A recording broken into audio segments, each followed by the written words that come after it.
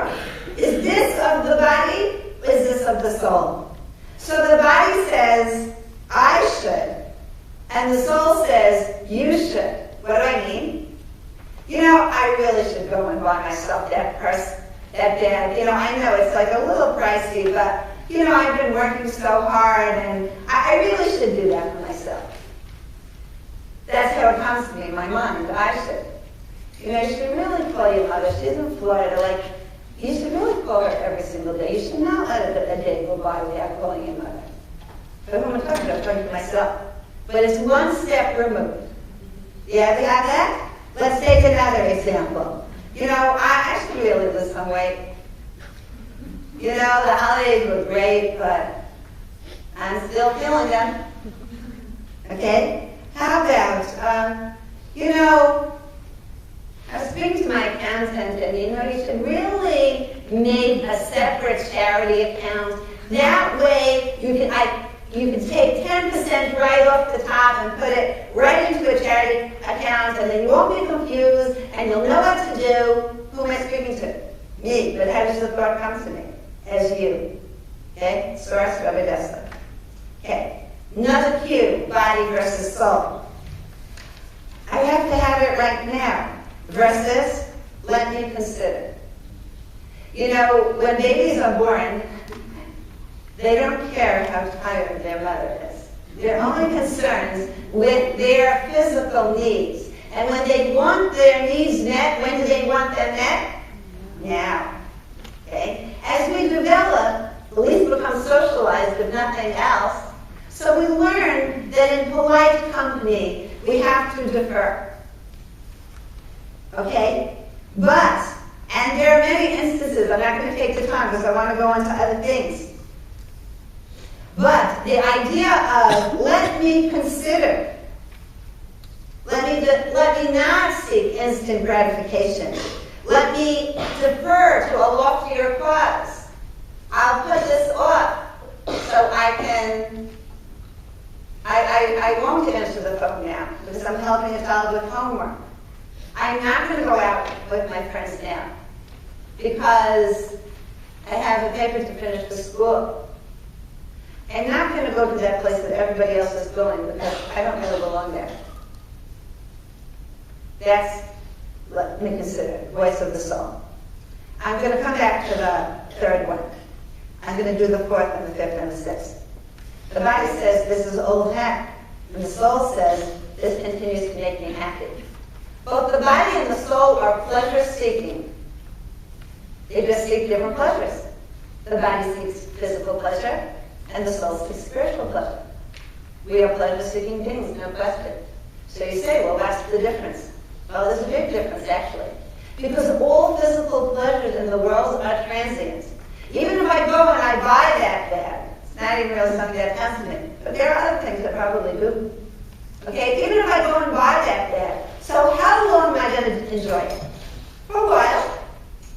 And next year? Oh, maybe there'll be another bag next year that will tempt me. Or a pair of shoes, or whatever the thing is. But if even a physical thing fills a spiritual need, then it will continue to give you pleasure. Something that continues to give you pleasure even after the passage of time, is something that is rooted in something spiritual. Certainly one of the highlights of my own life was my first child's wedding. It was already many years ago. He's got a whole bunch of kids. But I can just think about that night, and I can feel warm and fuzzy all over. Because it wasn't just about a party. It was spiritual to see the next generation of the Jewish people continue. And I'm very much related to that, even at the time. Okay, I like the next one. The body is mind controlled, and the soul is original thoughts. Have you ever stopped to consider how many of the things that we think, we really think them, or do we think them because, well, you know, that's what really most people think now, and, you know, this is what is PC today. This is what's politically correct today. And one of the great things of getting older is that you become much less entrenched in that.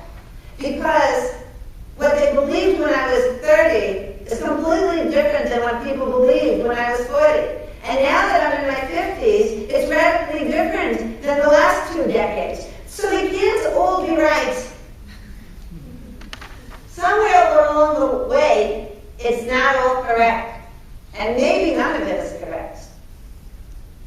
The mind control means the body, just like physical things, seek to join physical things. You put a drop of water on next to some other drops of water on the table, and they will seek to meld with each other. Physical things seek to become one entity. We are souls. Souls are unique. And therefore, the ability to have an original thought is actually something of the soul. And if we had more access to our souls, we would have much more original thoughts. The body is noisy. And the soul is very, very quiet. The Torah was actually given twice. The tablets were given twice. The first time with a lot of noise. And those were the tablets that Moses broke. And the second time, it was called the Mamadakah. There was silence, not a bird chirp. And those were the tablets that lasted. I'm going to skip the middle one. I just want to go to the last few points. Very, very important. Okay. Really, the more I go, the more different places I go, the more people that I speak to, I see that women, Jewish women particularly, we have more in common. There's more that unites us than that divides us. And one thing that I think that all people and all women and all Jewish women want is we want really satisfying connections. So we have to seek to bring to the relationships that we have to seek to bring really the inner essence of who we are. Because if our relationships are based on externalities, they will not satisfy us. They will not be joyful. They will not be meaningful. You know, shared experiences is a great thing. But sharing of a self is a greater thing. And if you can have a sharing of two selves based on shared meaning, on spiritual meaning, then that's the greatest connection that you have. About David, King David, and Jonathan, his great friend Jonathan, the prophet testifies, Nafshi shura b'nafsho. My soul is bound up in his soul. It's a connection that no time and no circumstance can ever divide. Those are the connections that give us satisfaction and joy and meaning. But we need to get past. We need to get past the externalities. We need to seek to make connections based on more internal things. But we need to take that journey first.